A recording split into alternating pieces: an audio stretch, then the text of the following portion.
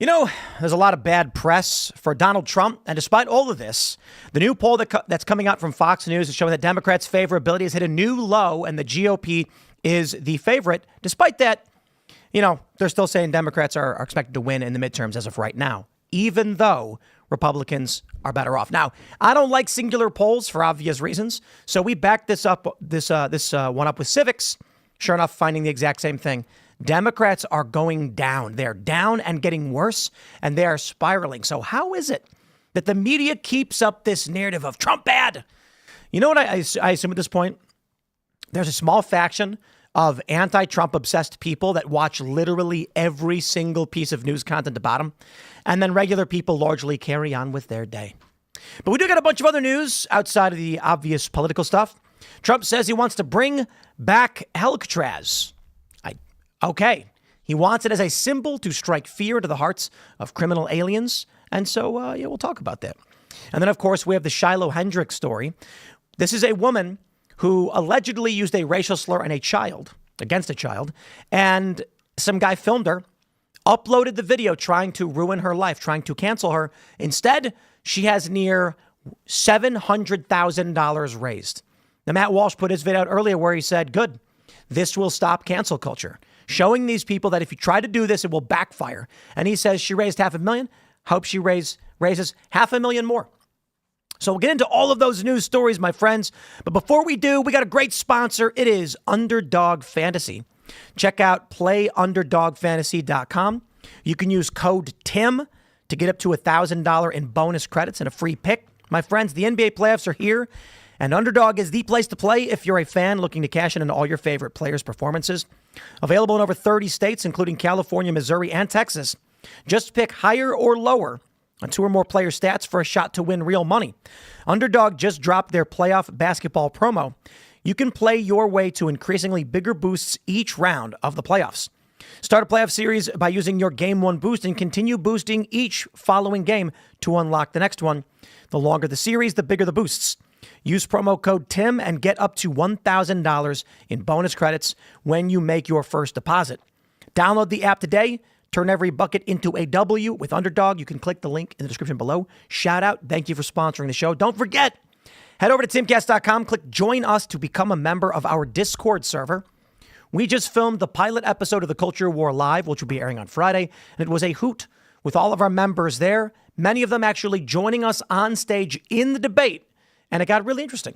A couple of liberals showed up and decided to join in the debate as well. And we're planning on expanding it, doing more. It's going to be a lot of fun. So if you want to be involved in that, you got to join our Discord server, which is a community of tens of thousands of people where you can hang out, share ideas, meet people. A couple people have gotten married. I think a couple different groups have gotten married through the Discord. Yeah, I see people nodding their heads over there. Isn't that crazy? Maybe that'll be you. I don't know. Seems unlikely, but go to timcast.com, sign up today, click join us. Smash the like button, share the show with everyone you know. Joining us tonight to talk about this and so much more is Nick Adams. G'day, Tim. Great to be here. First time on the show. Loving it. Having a great time already. Should be good. Do you want me to tell them a little bit more about who I am? Yeah, who are you? What okay. Do you do? Well, as you can probably tell, I was born down under, but destined to be on top. Legal immigrant, naturalized US citizen, have gone on to live the American dream. Was with President Trump from day one, the 16th of June 2015, became President Trump's favorite author, run a big organization that is all about making sure that the next generation of Americans understand what it means to be an American. So we have kid-friendly versions of the Constitution, Declaration of Independence, Federalist Papers so that they understand the founding values. Presidential appointee since 2020, since President Trump's first term. He put me in the board of the Smithsonian, the Wilson Center.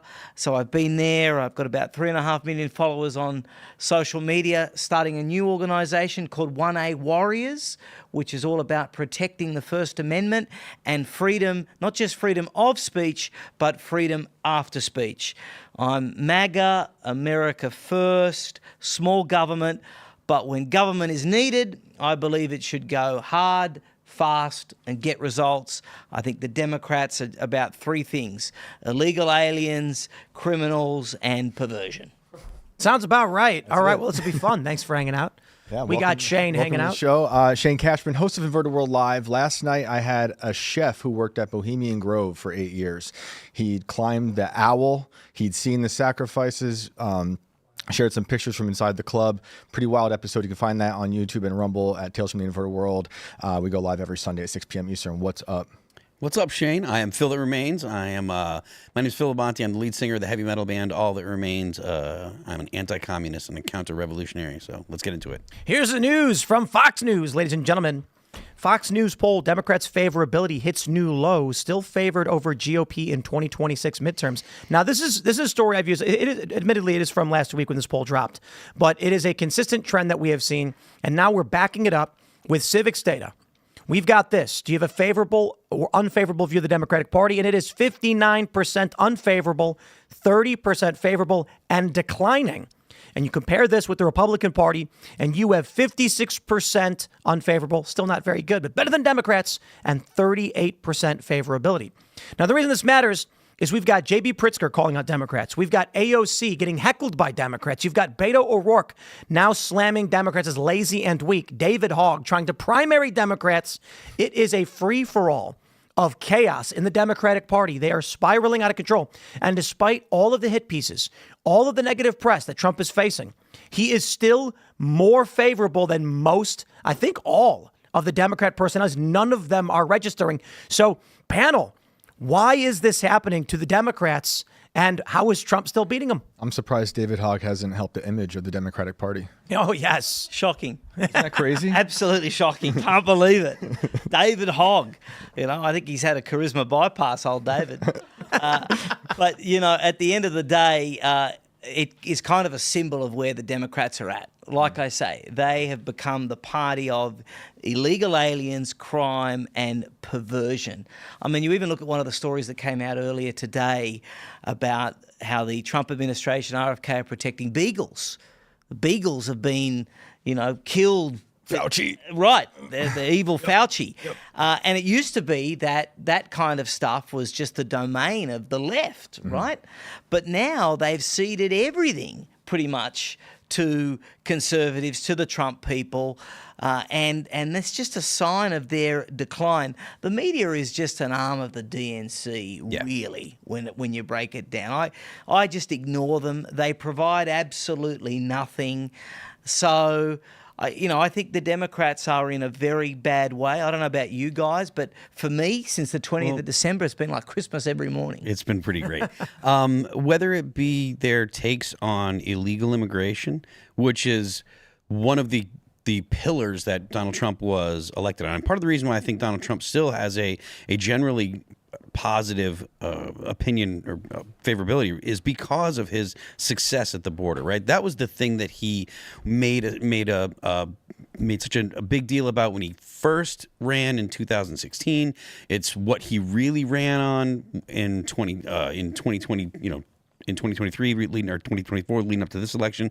And he's really delivered. Like, so the situation at the border, there's no longer thousands of illegals coming over. I'm sure there are plenty of people out there that'll say, well, they haven't deported enough, and I'd be among them, right? I would love to see every single person that came here illegally sent home. I would love it. But he is delivering on the things that people really care the most about, and I think that really matters. As for the Democrats, whether it's their take on the border or people like Democrat State Senator Scott Wiener in California making remarks like, well, if there's a sex offender registry, that's gonna be a bad thing for the LGBT lobby. And it's like, well, wait a minute, why? That's a funny thing to say, but those are the kind of things that you get from the Democrats. They don't want to actually protect the vulnerable. They don't want to protect women in women's spaces. They want men to be able to go into those spaces. They don't want to protect children. They don't want to protect anything at all that is good and wholesome. They literally always side with the bad guys, and they've been doing it vocally and with enthusiasm for the past, at least for the past 10 years. His inauguration speech was a stark contrast to the entire Democratic Party's platform. 100%. It was like a return to law and order, beauty and legacy. Yes. I love those things. Shane, you're on the money. Look, Democrats, they'll crush your business. They'll get you killed by an illegal. They'll make your home unaffordable.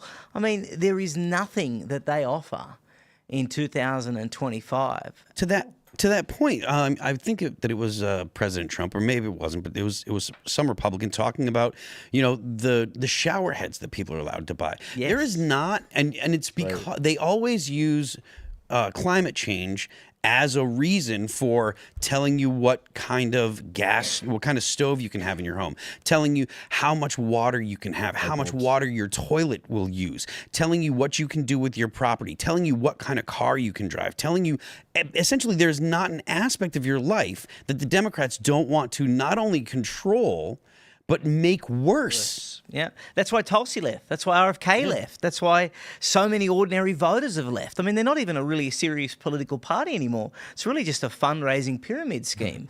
Well, Trump came out and he was rather moderate, and he offered up a bunch of reasonable solutions to issues that people were concerned about. Hey, let's secure the border. Hey, let's deport illegal immigrants. That was he was always on about that.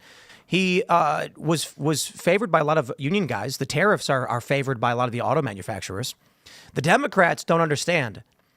They keep approaching Trump as whatever, everyone hates him, so whatever he does is bad. Okay, well, if you do that, you'll be on the wrong side of everything. Trump need only just say reasonable things.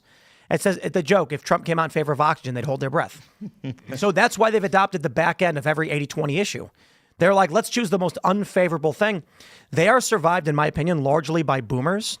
And I mean no disrespect to boomers in general. What I'm saying is, you look at that poll out of Canada, where they were tracking the election, and it said, what issues do you care about? And Gen Z Canadians are like the cost of living, jobs, housing. And when you ask the boomers in Canada, they said Trump. So this poll came out from Real Clear Politics as well a couple weeks ago. All demographics have a net approval of Donald Trump except boomers. And it's probably because they're watching cable TV and everybody else is out. Everybody else is watching shows like this or getting their news from social media, and they're like, okay, I get it. Trump's not perfect, but he's all right. Yeah. But if you're watching cable TV, it's the devil. We've talked about how the Democrat Party is faceless. They don't have like a real candidate right now. And then Trump is like the face of politics in general. And I was thinking about when I was at the debate, the primary debate in California for the Republicans, Trump wasn't there, but his absence was more of a presence than the people on stage. It's wild. Conspicuous absence. Look, Trump isn't about right or left. He's about right or wrong, right? And that's what the left and the Democrats in this country have missed, I think, for so long. And that's why people love him. Trump got elected because young people and young men in particular know that people like Obama and Biden cut their opportunity. They darkened their American dream. So President Trump is the embodiment of success and the pursuit of happiness. And that's the stuff that appeals to people. That's the stuff that motivates people, having a ladder of opportunity and seeing a man that just thrives, doesn't just survive no matter what they throw at him. Yeah. The point that you make there, Nick, that he thrives, he really does take whatever's thrown at him, and I mean, he manages to capitalize on it in a way that, in my opinion, is actually fairly unique when it comes to modern politicians. And it might be because of his experience in the business world. It might be because of his experience in the media. I'm not sure exactly what it is. But he really does capitalize on all of the negative things that they throw at him. He really has managed to figure out how to take whatever it is they throw at him and turn it around. I mean, everybody knows the mugshot. He looked. Yes. It was one of the best things that's ever happened. The mugshot was great. Have you seen his presidential portrait? Yeah, it's great. It looks just like the mugshot. He loved that shot. Yeah. Yeah, I mean, he did. He liked it a lot. And you thought for a minute that the mugshot was going to go down as the most iconic photograph in American history, and then Butler, Pennsylvania happens. Yeah, then fight. You know, like it's this guy is the most. And they tried to suppress that too. I know all of it. It's look, this guy is unlike anybody that we have seen, I think, in modern history, at the very least, if not all of history. I'm on a tour at the moment. This is my new book, From Mar-a-Lago to Mars, and this looks at exactly the stuff that we're talking about. How can you be censured, deplatformed, impeached twice, arrested, sued, indicted. They try to kill you at least twice that we know of, right? And this guy, just to your point, Phil, I mean, just keeps getting up and turns every setback into a setup for a comeback. Yeah. And turns it to his favour. I mean, that is a manual, I think, that all of us can apply to life. And I think a lot of it is he was a student of Norman Vincent Peale, right? He actually officiated his wedding. He's in his first marriage. He's someone who believes in the power of positive thinking. I do think you're right. He has learned a lot from his time in business. But this is a man whose personal mettle is just, I mean, he's unshakable, he's unsinkable. And it just upsets the left to no end. And that is the most majestic thing out of all of it. Let's pull up this story from the Post-Millennial.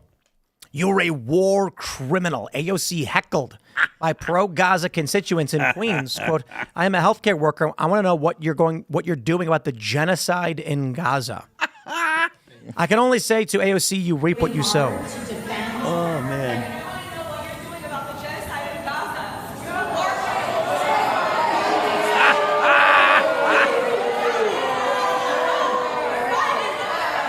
There is a femicide in the Congo. We do not need to listen to a minute and a half of rabble noise. But AOC, you reap what you sow. This is, you know, when I see that woman standing up and screaming about Gaza, it's like, lady, I bet she couldn't point to it on a map. No. And I mean that somewhat half-jokingly, like maybe that's the one place she could.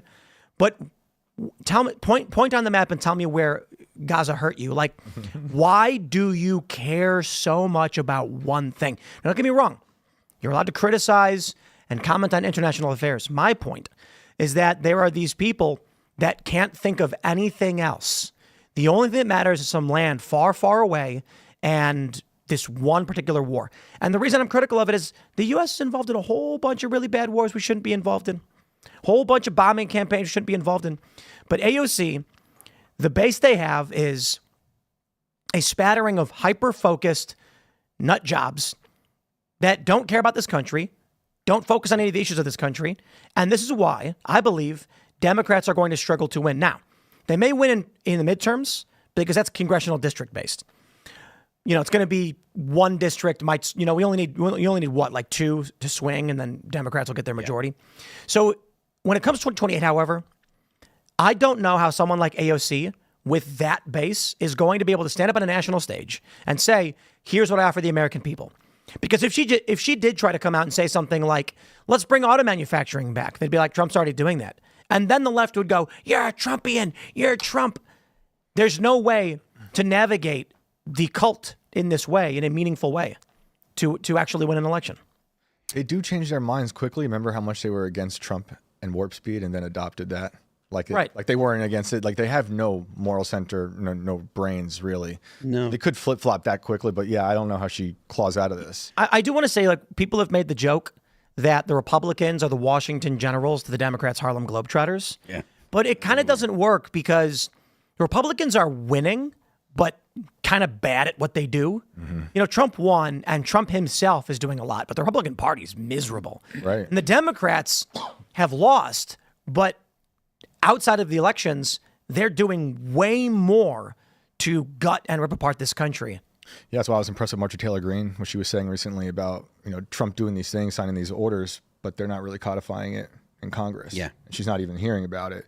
And that we do need that, especially before the midterms take place. So, you know, we can coalesce these things into actual like permanent law.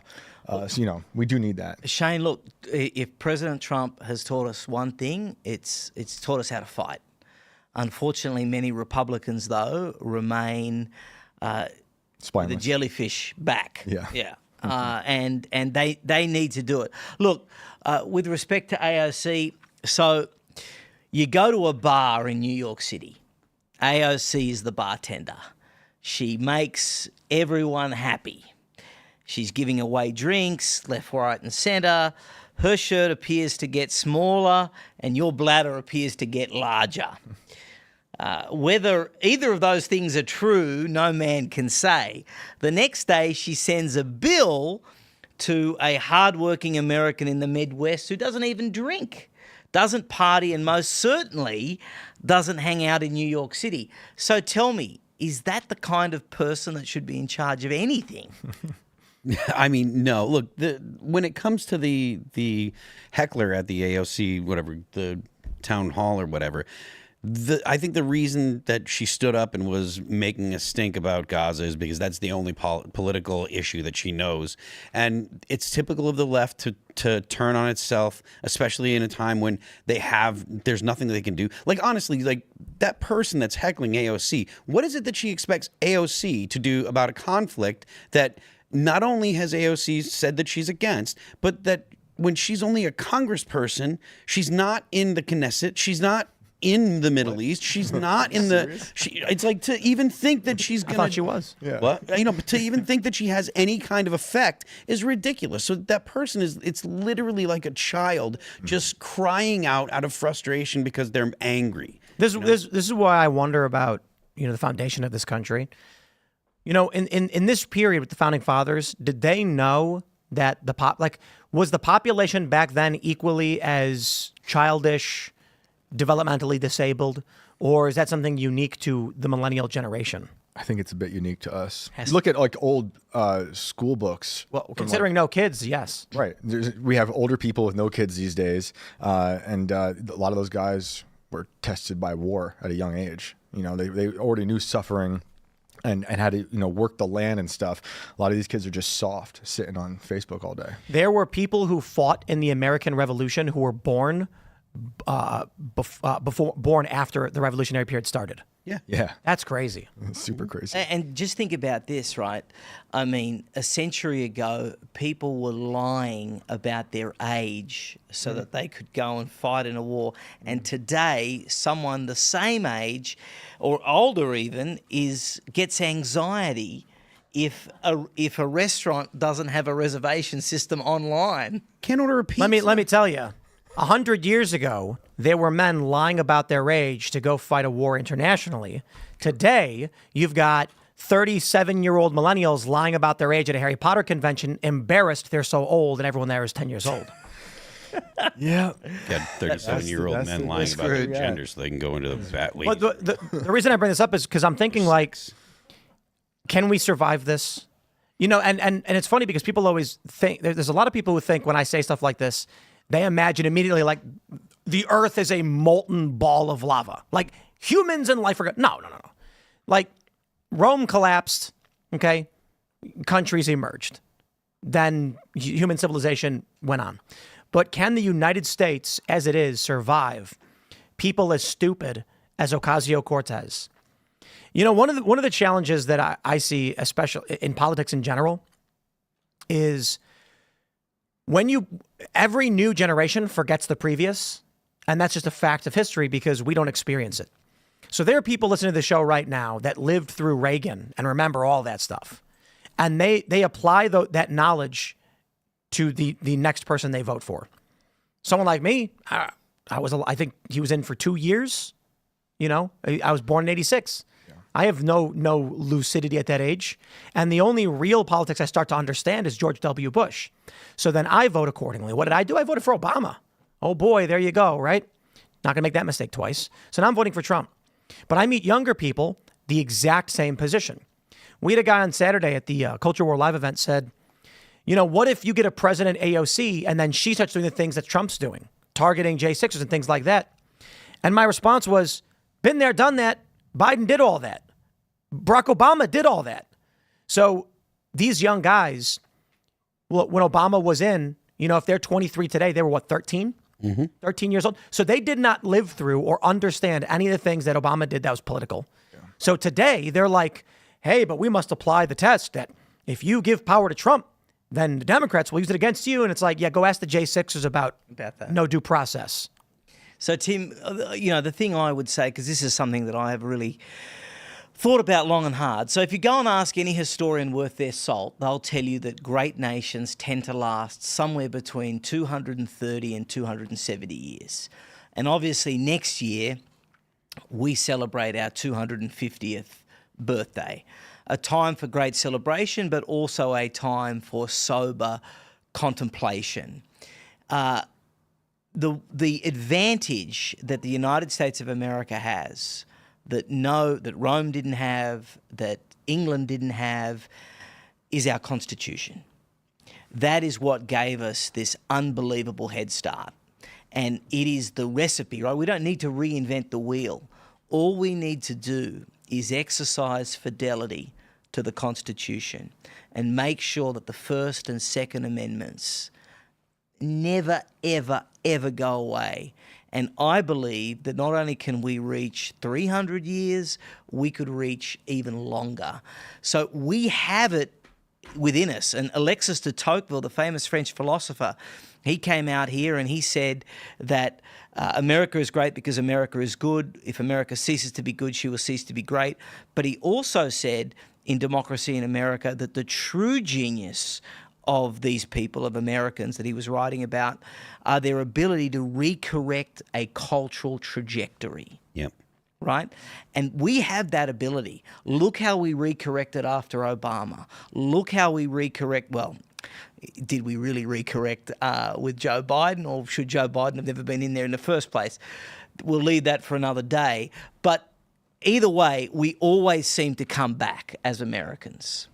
It sounds to me like we have started 250 years ago building this tower one block at a time. And in these earlier years, there's concerns about the structure and the foundation, and quick improvements are made to change things up. You know, we had the Articles of the Confederacy first. What was it? The Confederation. Articles of Confederation. There you go. And then you had the Union. Then you had the Constitution. And so these they were trying to build it up. Now, after so long, this tower is swinging back and forth so dramatically that at some point it seems like it's going to swing and then just crumble apart. It's going to reach that breaking point. So you mentioned the Constitution and all these things I largely agree with. The problem is the left doesn't agree and are hell-bent on this, and they're formidable. They are half the country, or at least the fervent far left is a small portion, but has many default libs just marching in lockstep behind them, believing all of their lies. They lie every single day about every single story. I don't know how we navigate this. Simple example right now, one simple example. You know, one of the things that this kid asked me, and so the Culture War Live, I really do recommend you watch, because it is going to be fantastic. We're editing it now. It's going to be up on Friday. He's basically saying, why would you give Trump a pass but not Joe Biden? Now, trying to explain to a young person who didn't experience the Biden years, or, you know, they were here for it, but they didn't really pay attention. And now it's, you know, Trump just got in and now they're paying attention a little bit more.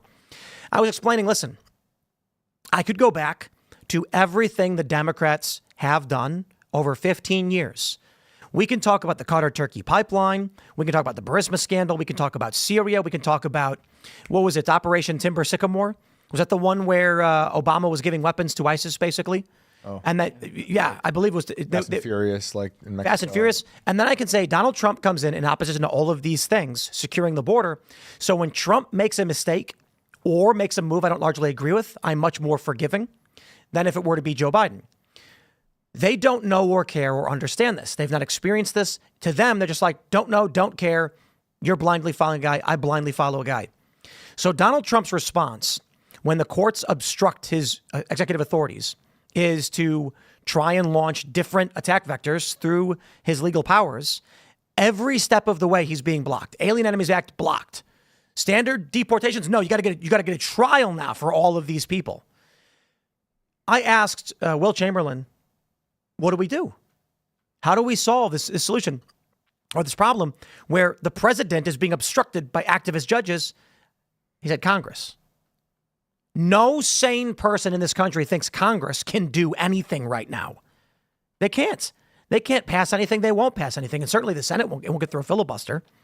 So now it just looks like the legislative branch will sit on its hands. The judicial branch will obstruct in every possible way. And the executive branch will keep trying to do what it wants to do to circumvent the judicial branch. What is the means by which we survive this period?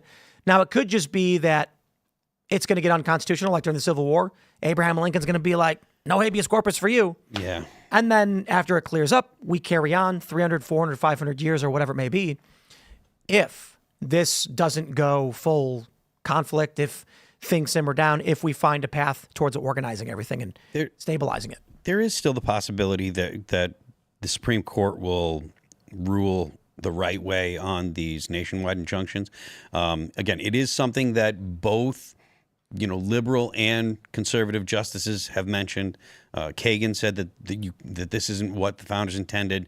Clearly, the conservative justices would say, no, we don't want to see this. Honestly, I wouldn't be shocked if it was 7-2 when it comes down to whether or not these district courts have the authority to prevent the president from doing what he was actually elected to do. This is something that I harp on, but the president of the United States is the only political officer that is elected by the whole of the electorate. All Americans vote on the president. Congress is voted on only by their district. The Senate is only voted on by the people in their states. So the only person that's elected by the whole of the country is the president. There was a clear message sent to the government that the American people wanted a different type of government than what we had with Joe Biden, based on the fact that we wanted people they wanted to stop having the illegal immigration, and they wanted to have the illegal citizens the illegal immigrants that are here sent back. And all of these judges that are trying to inhibit that, they're trying to inhibit the will of the people, and that has to stop. So. Absolutely. I mean, you cannot legislate from the bench, and yet that is exactly what they are doing. And why? Because they are not constitutional loyalists. They are party loyalists. These judges must be impeached. If there is one thing that people involved in politics in the Republican conservative side all across the country should be pouring their effort into right now, it is efforts to impeach these judges and find candidates that are going to exercise fidelity to the Constitution. The midterms are key. We need a MAGA Congress, a MAGA House, a MAGA Senate. Yes, it's going to be the midterms. I don't want to blackpill anybody and say, don't try. We have to try harder than we've ever tried for these midterms. About a year and a half, a little bit more than a year and a half away. I mean, so we've got a lot of time. But I am optimistic on Congress because right now there's a Republican majority. They can do whatever they want, and they won't. So what do we need? 15 Democrat seats to flip Republican? I'm not convinced, even if there was a 17-seat majority for the Republicans, they would do anything because there's nothing stopping them from doing it now. It's just like the first time. It's always. Yep. It almost seems like the Republicans in Congress exist to obstruct Trump intentionally. It is the deep state stopgap to be like this when Trump, when the Republicans win, the Republican Congress is largely a decentralized structure, and we will make sure Trump can't do anything because they could do it right now. They don't. It's ridiculous. Today was a pretty important day. The executive order that Trump signed on gain of function research. Yeah, and that's like a bookend to what stopped the whole world. It was already banned. Right. Fauci did it anyway. Right. Yeah. That's the thing. Geneva Convention. Why aren't they putting Merrick Garland and Fauci in prison? Fauci lied to Congress. Yep. Garland was held in contempt. They have the power now. Do it. Yep. I got to tell you, they put Steve Bannon in prison. They put Peter Navarro in prison. They tried putting Trump in prison. Merrick Garland defied Congress. He was found in contempt, and they did nothing. Nothing. RFK Jr. today behind Trump as he signed the executive order was detailing the history of gain of function. I wrote it down. He said by 1969, the CIA said they could kill every American by 29 cents. With 29 cents with the gain of function that they were doing. It's like nuclear power, it's insane. And this is the guy who wrote the real Anthony Fauci. And I want to remind people really quick, Fauci does mean sickle. Well, I will say, Bannon said, wait till summer. We'll start seeing arrests. Some judges have been arrested, not overtly political. They were just aiding and abetting criminal aliens. I'm not going to get ants in my pants. Cash and Dan have been there only for a few months. So I'm willing to wait and see. It's Congress I have the issue with because now they should be acting and they're not. Yeah. No, look, I'm 100%. Look, I think President Trump needs to privately address Congress and tell them to get into line. I think we need our primaries before the midterms to be 100% about loyalty to the MAGA agenda that brought Trump to Washington. And lots of people, Tim, share your frustrations with Congress. And apart from the president telling them what we need young, smart, eager, and willing Republicans to run in the primaries, and we need people like Elon to support them. At the end of the day, I think that's where it's all going to happen. The other thing I'd say is that a lot of the frustrations right now, it's been there 103 days, 104 days. There are still a lot of those holdovers, I'm sure, in the FBI, in the Attorney General's office. I think we learned today that there were going to be some further delays with the Epstein files. It's clear that there are still... Yeah, there are no files. Yeah, right. there are swampish elements that are really holding everything back. So... That's gotta go. 100%. I don't believe that there's files, but I would like to see more transparency, at least the effort for transparency. I don't know what's going on behind the scenes, but I don't like it. Let's jump to this next story. It is a cultural revolution, my friends. MSNBC, oh, they're salty. MAGA World helps raise over $600,000 after a woman hurls racial slur at a child in Minnesota. So the story goes, Shiloh Hendricks going viral when she made a give, send, go saying, help me protect my family, $680,000. Now, the story is that she was at a park. She claims some kid was rifling through her bag, taking stuff, so she called him a racial slur. Some guy started filming her. She told him to F off, then called him a slur. He then posts the video trying to cancel her. She then launches a give, send, go saying, give me money.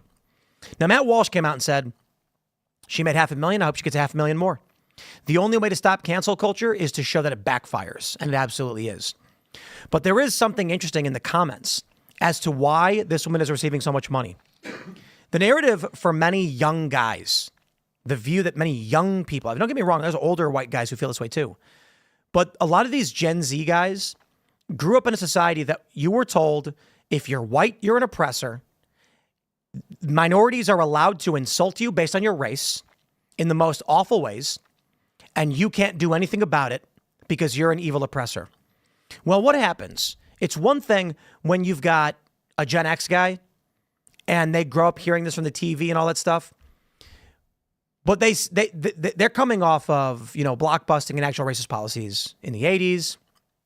For Gen Z, they grew up at a time where most of these racist institutions have lost. It's illegal now to blockbuster or to redline. So instead, they're now being told by their teacher, you're evil, but they don't see it. They're then mocked and insulted based on their race, and they're not allowed to do anything about it. You get cancel culture, and cancel culture is the unreasonable firing of a person, not, it's like there's that race car driver. He lost his sponsor because his dad used a racial slur in the 80s before he was born. Yeah. That's cancel culture. That's crazy. I think what we're seeing now is a backlash to this white guilt a social order where for a longest time, black celebrities could make fun of white people. White people were supposed to just laugh. You couldn't say anything back. Young guys don't understand why that is, why they have to be made fun of, insulted when they can't get jobs, when they can't get universities, or they can't get into university. They're struggling to make ends meet while being told they're oppressors. So finally, something like this happens and the dam breaks. And this is what, I was talking to Carl Benjamin earlier. We had all warned about this 10 years ago, that if you promote racial identitarianism like the left had been doing, it's only a matter of time before white people find the exact same path. And they say, then if you're going to insult us, attack us, fire us from our jobs, deny us access to universities, then we will form a collective, and there's more of us and you'll regret it. And it seems like that's where we are. The pendulum swinging from the summer of love to now end bombs at the playground. People have had enough. Yeah, I mean, look, I don't think that it needs to, it goes without saying that it's not a good idea to call kids names. Don't call kids names. Racial slurs. That's not a good idea. It's a bad... What's his name? Has anyone asked if that's the kid's name? I mean, maybe. But it's like a name tag. I don't think so. But yeah, look, I mean, the fact of the matter is, just like Tim said, and like Carl said, and like Jordan Peterson has said, and like I've said, you can't play the racial identity game and expect the people that you're attacking with that weapon to not engage in the game. And Peterson actually was really clear about it. He was like, look, you're going to attack young white men, and those young white men are going to say, I don't want to, not only am I willing to play your game because I don't have the guilt that, say, Gen X or boomers have, but not only am I willing to play your game, but I'm going to play it to win.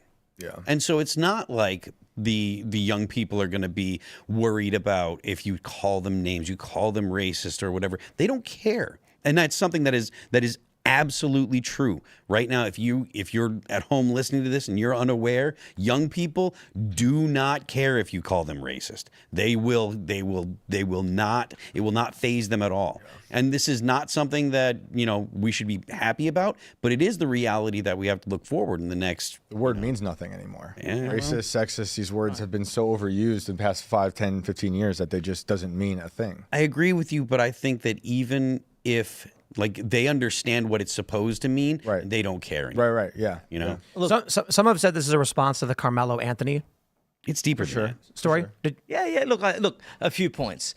First of all, we need to transition. We need to transition from a low impulse society to a stoic and sane society that we used to be. Number two, these are words, okay? And at the end of the day,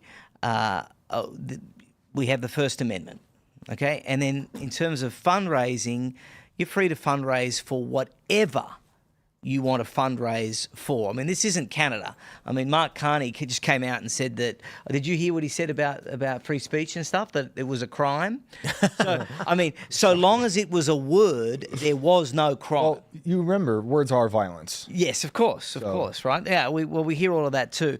But at the end of the day, I mean, for every action, there is an equal and opposite reaction. Before Black Lives Matter, race relations were pretty stable, but the BLM movement just ripped an absolute hole in things and exposed all of the many failings that have added up ever since the failure of LBJ's Great Society. If white people are angry, I mean, ask yourselves why. The marginalisation created by BLM is one, affirmative action in all its forms is another, and the entitlement culture that LBJ created is yet another. I mean, the race war has been like a government dream for a long time. If you've read Chaos, the book Chaos, yes, about Helter Skelter being like a made-up idea from the prosecutor and Bugliosi, not really a Charles Manson thing. Like they kind of obsess over this idea of pitting the races against each other. Well, the NAACP launched a fundraiser for the child, and they've closed it now with $341,594 raised. So one of the narratives here is that Carmelo Anthony stabbed and killed Austin Metcalf. Said he did it. His family's claiming it was self-defense. Self-defense lawyers are saying, nice try, bro. You can't stab someone for pushing you at a high school track meet. But he raised $500,000. And the responses in the Give, Send, Go were largely racial. They were talking about racial solidarity. There was a sentiment among many, not all, but many of these people, that it didn't matter whether he was innocent or guilty. It mattered that he was black. And they wanted to support him for that reason. So when this story then comes out, a lot of white people said, we're gonna stand by her. This is a white person being threatened because now this is the beast that has been awoken by DEI. In response, you're seeing these people, what's the right way to describe these people? The has-been IDW types that haven't had any relevance, that they've been struggling with viewership, so they keep complaining about the woke right. They're now pointing at this, being like, aha, see, this proves it. And it's like, do you not understand? It's a kind of irony. This is not the emergence of an old school Klan white identitarian group. This is a reaction to a far left that is not seeking to maintain the system, it's seeking to destroy it. But of course, that's the only thing they have to say when they try to get views. Seeing how, they've raised all this money, Carmelo Anthony, then Shiloh Hendricks, and now even the kid, I only see escalation in this regard. Yeah, the race wars and Who Wants to Be a Millionaire. This is what I can't stand, right? I sat down with the guys from Trigonometry. I recommend you guys check it out. You hear from these centrist types, stop trying to fight back and just lay down and accept you will be a slave. That's what I keep hearing from these people. Over the past several decades, you've had the dramatic increase of DEI and wokeness.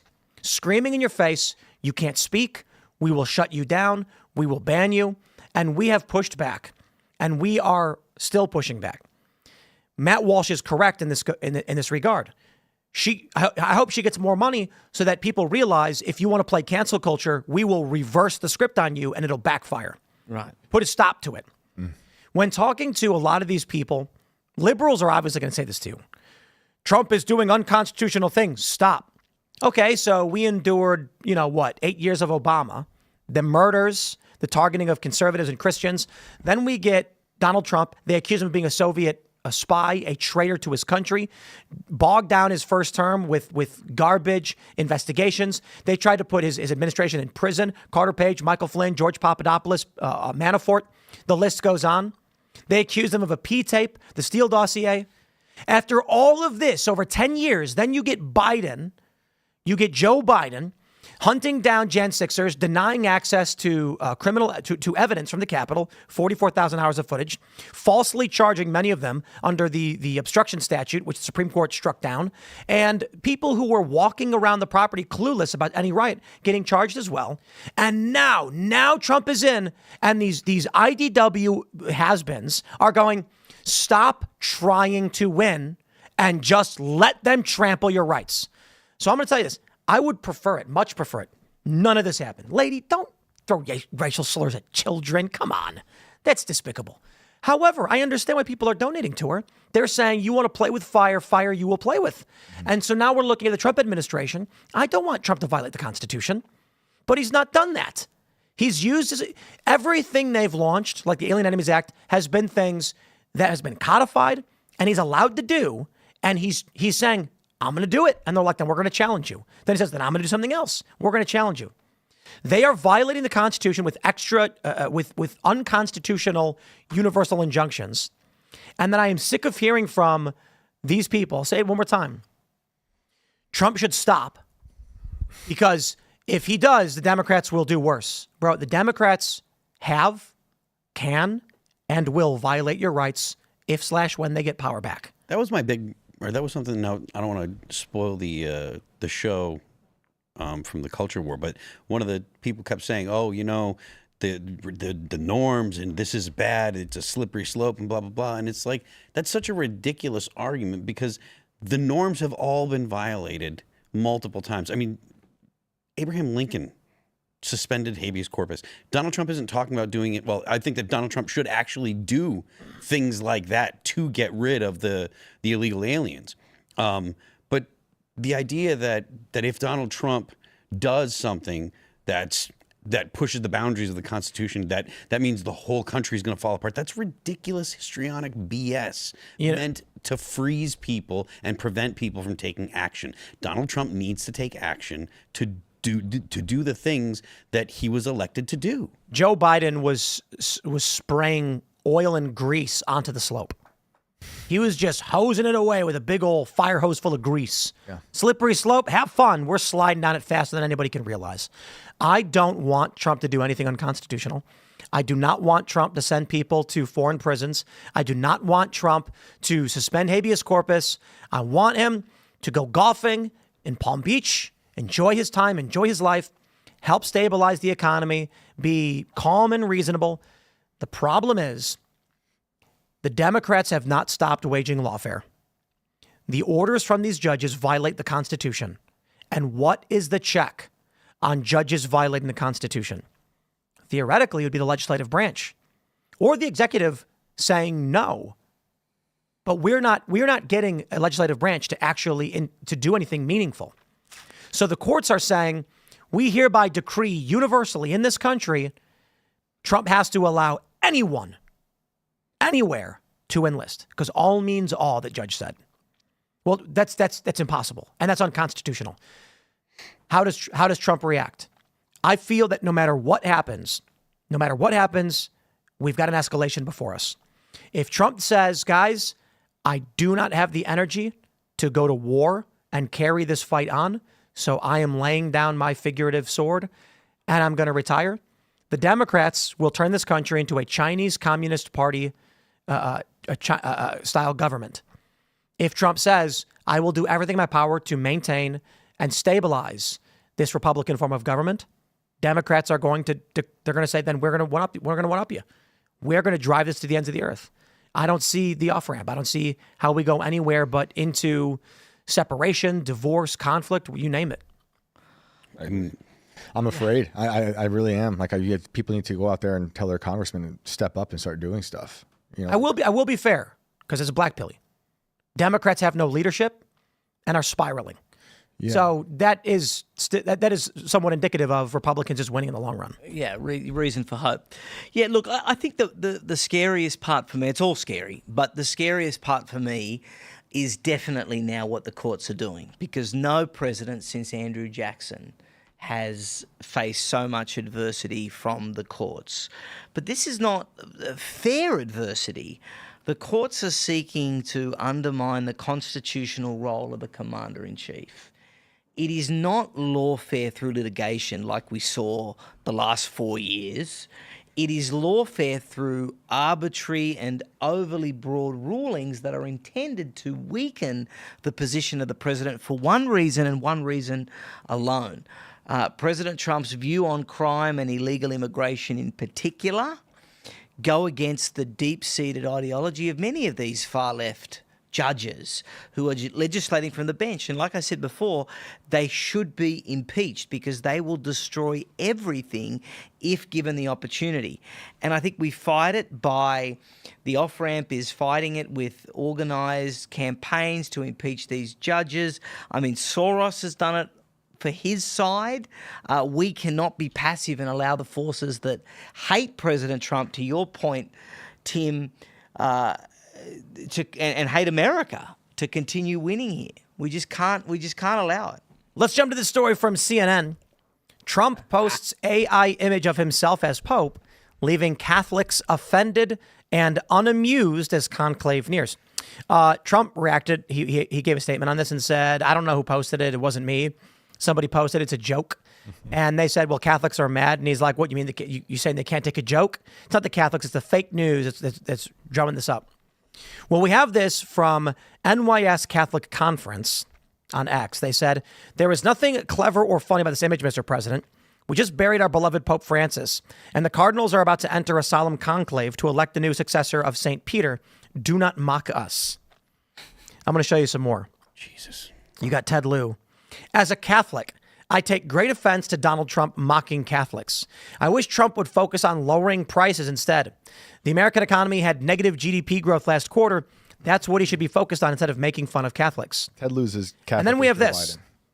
Dustin Grage responded just with an image of Ted Lieu standing with this group. What are they called? The Sisters of Perpetual... the Sisters of Perpetual Indulgence. Yeah. Satanists. And they hate Christianity. They hate Catholicism. They mock your religion. And he stands with them. Yep. And then has the nerve to come out. This is 100% that meme where the guy says, I have nothing but disdain for your backwards religion. Now let me use it against you because maybe you'll do what I tell you to do now. This is the same way they treat the Constitution, too. It doesn't matter what the issue is. They will take whatever you hold dear and they will use it against you, but they have no respect for it. And this is one of the reasons why I say, why we all say, they are evil. Mm-hmm. Yes. They put aside their hate of religion and religious people for 48 hours to hate Trump. Yeah. Yeah. I mean, it's unbelievable. These guys couldn't care less about Catholicism or the Catholic people or the Pope or any of those things. I feel like this is the kind of thing. It's how you get a revolution that leads to authoritarianism. So you look at the Founding Fathers, they had an authoritarian crown, they had a monarch. And the king said, do what we tell you. And they said, this is awful. This doesn't work. The people are being oppressed. We need to govern ourselves. He's 3,000 miles away. Let's write a constitution that guarantees the freedoms of the people and does all these things. Well, over a long enough period of time, for whatever reason, you end up with half the population being psychotic, deranged, histrionic narcissists who will simultaneously disparage and insult Christians and then claim to be them and get mad at Donald Trump over a joke. No matter what Trump does, it's wrong, and they want to cause damage to this country.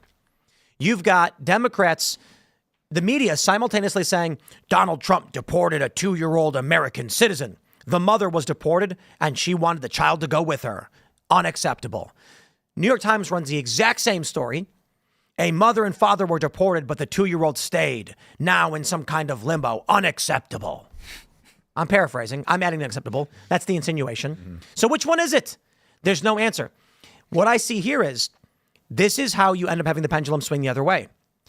People who want to live in a functional society where we can live, work, and have merit, and people don't break the law and they're not stealing from each other, are now looking at the freedoms, and I'll put that in air quotes, these tenets, and how it's led to the Democrat Party, how they've let criminals go from prisons, how they've terrorized neighborhoods, destroyed businesses, and now you're starting to see people beg for an authoritarian. It's the other way around. People having meetings being like, this, anybody live and let live can do whatever they want, isn't working. They're sterilizing kids. They're killing kids. They're effectively they're trying to destroy our country. We need someone to come in and set this straight. Now you've got people demanding the inverse. Yep. I think there's a lot of people actually around Trump. You know, one of my criticisms of the administration are people that want a monarchy. They want someone to be like a dictator. I don't want that at all. But there's definitely people calling for it. And like what Tim's saying, you know, the more this country falls apart, and it has. I mean, 5 years ago, the whole country was shut down by you know, tyrants from around the world. Yes. And we got Biden, who was like a dead tyrant. It's gonna happen. Yeah, look, and I mean, again, just talking about this Pope thing, I mean, I think one of the reasons the left is so dangerous is that they are entirely bereft also of humour, right? When Trump first answered this question on the lawn of the White House, I laughed my head off. They said, you know, Mr. President, who do you want as Pope? And he said, me. You know, I'd love to be Pope. I mean, his comedic timing, the way he uses humour, which, by the way, to our earlier conversation, is one of his very effective techniques. Oh, he's funny. Yeah. Right, Yeah. that he uses. Absolutely. And you need that in diplomacy, by the way. It's essential. Mm-hmm. You need to have that. Few understand the importance of humour in that stuff. And so, you know, I think that the left and the Democrats here, this was... No one cares about this image of Trump. I mean, it's any normal person would laugh. 100% of the people that were critical of Trump over this would have been critical of Trump over anything else. This is just the vector of attack. The left has been doing nothing but mock God for decades. Yeah, right, but this is the Democratic Party. Yeah. Yeah. This is what Trump, no matter what he does, he's wrong.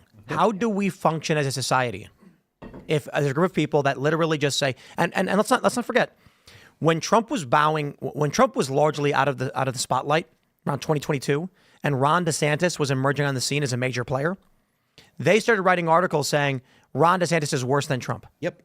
They were prepared for the histrionics immediately, and then Trump came back and they backed off. This is the MO of the Democrats now. There will be no policy debates from the Democrats anymore until... Well, no, I'd say anymore, as long as this is the method that they continue to use. Now, there is a civil war going on in the Democratic Party.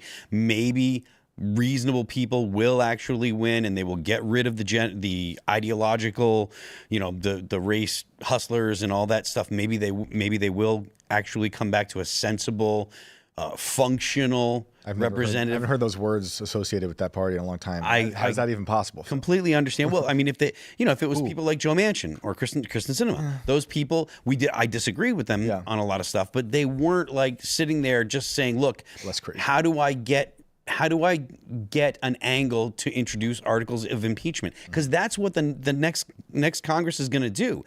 If the Democrats win, they're going to start writing up articles of impeachment, because Congress doesn't function. There's only like 2 bills that they get through a year, and they're always massive omnibus bills. So they're not in there actually doing any kind of voting or doing any kind of service for the people. They're in there literally only trying to make money for themselves through insider trading or raise their own celebrity, so that way when they get out of Congress, they can get another job. Yeah. So they're not there. Democrats are definitely not there to actually do the business of the people. They're there to resist the GOP, and whether it be Trump now or, like Tim said, it was looking like they were going to start saying that about DeSantis, who is night and day different than Trump. Oh, yeah. That's unarguable. And then now whoever is actually the person to follow Trump, if it's J.D. Vance, it'll be J.D. Vance. There's a possibility that it's Marco Rubio, and they'll call Marco Rubio all the names. It doesn't matter the person. It's just the method of just their method of operation. In this context, I have a question for Nick. This is Brian Tyler Cohen on YouTube. I don't know if you've heard of him. He literally posts 99% of his content is just Trump is bad. And we've ragged on this guy quite a bit, and he's not stopped. The train is rolling full steam ahead. Trump is confused. Trump attorney who fears Trump. Trump loses it. Trump gets what he deserves. Trump advisor group sues Supreme Court. Gloves off. Obama deals Trump humiliation. Blah blah blah. You get the point. I made a video last week where I basically outlined YouTube's rules ban algorithmic manipulation. There are a bunch of AI channels that auto-generate Spider-Man videos. They're starting to get banned too. There were several channels that produced AI-generated Trump stories. One of them that went viral was Carolyn Levitt was wearing a cross necklace while sitting on the plane, and the pilot demanded she take it off. It was a nonsense story, but it got millions of views. YouTube banned these channels. Now, they didn't break any of the rules as far as community guidelines go. They just said it was manipulating the algorithm. There's 2 things to consider. There is YouTube's guidelines around Brian Tyler Cohen and David Pakman largely producing what I would call Trump slop. That is speedily made nonsense content, just jamming Trump in the headline with pictures of Trump. And here's where I think it's fair to say this proves it. He doesn't post pictures of himself in the thumbnails. It's not the Brian Show with a picture of him talking about something. Every single thumbnail is Trump. He is gaming the algorithm to generate traffic. Now, civically, should he be allowed to do this? And then YouTube rules wise, should he be allowed to do this? And the question then is, if this gaming the system is generating 200 million views per month, that Trump is bad, feeding an addiction of psychotic people, that will destroy the fabric of this country. So how do we solve for a problem like this? He's got free speech. Yeah, I mean, I don't think that you should use algorithms to promote political bias. That's how YouTube worked when it was founded. That's how its reputation was built. I think it's time to get back to basics. Look, I hadn't heard of this Brian Taylor Cohen, Tim, and given that it's your show, I won't use aristocratic language like calling him a count without the O, but certainly this is exactly the kind of person that is completely and totally unhelpful in our future in terms of sowing division. The free marketplace of ideas works so long as we don't resort to fraud. And this guy, just from the titles, the captions of his videos, I mean, look at this. It's all just Trump slop. What was his channel like? I don't know. It's all Biden and Trump, or before. Like, how long has he had this channel? Was it like this in 2016? I don't know. Periodically, he does have some other characters that pop up, but for the most part, it's 99% just Trump slop. It's slop content. It is he. Look at this. Trump sacrifices his own attorneys. They're nonsense headlines. It is no, like, what's the difference between AI generating this? YouTube banned those channels. Here's my point largely. YouTube is biased. took down channels that didn't break the rules because they were telling stories. Making a video where you tell a fictional story about Carolyn Levitt wearing a necklace isn't against the rules. I think it's bad because people think it is a real story and it's deceptive, but it's not against the rules to make a bunch of stories. They got banned. The dude who was actually fomenting division with slop content has a massive channel with hundreds of millions of views, and he's probably a millionaire. And so the issue I see with this is, civically, how does our country survive if this becomes political discourse? Normal, yeah. And this guy brags about how many views he gets off this stuff. Well, at least we know who ABC is going to replace Jimmy Kimmel with. Look, at the end of the day, Tim, for me, my guideline is the First Amendment. Now, maybe that's going to work against us in some ways, but I think overall, when it all kind of pans out, that's the only option we have, and that's the best course of action that we have. I think there are challenges right now as it pertains to the First and Second Amendments that have not been answered, and I don't think people want to answer because they're scared to answer. I've had many Republican politicians come on this show, and I ask them, is the Second Amendment absolute? They all say no. What do you mean no? The Second Amendment says what the Second Amendment says. Yes. The right of the people to keep and bear arms. Yeah, well, the response I always get is, the Founding Fathers didn't know about biological weapons and nuclear bombs. And my response is, so what? If you don't like it, change the Constitution. I honestly don't think it would be that hard. Actually, probably would be impossible. If you came out and said, we want to add this language, no one can have nuclear weapons outside of regulated government agencies, no one's going to let you do it. The 2A people are going to be like, I don't let you touch that thing because the moment you open it up, you're going to screw it up. So we do have this problem now where the government has decided you don't have a right to keep and bear arms, and they've just infringed upon it. The First Amendment, you end up with this. This is not helping this country. I think it's fair to say psychological warfare is more powerful. The pen is mightier than the sword. And so the challenge we're running into with free speech is the exact. Now, I'm going to say this. I am a 2A absolutist. I think people should be allowed to have nuclear weapons. I don't want them to have them. But what I'm saying is the law prohibits the government from banning them. Mm-hmm. And it is also important to point out that private organizations, private companies do have nuclear weapons. As far as the free speech goes, I'm largely in favor of it.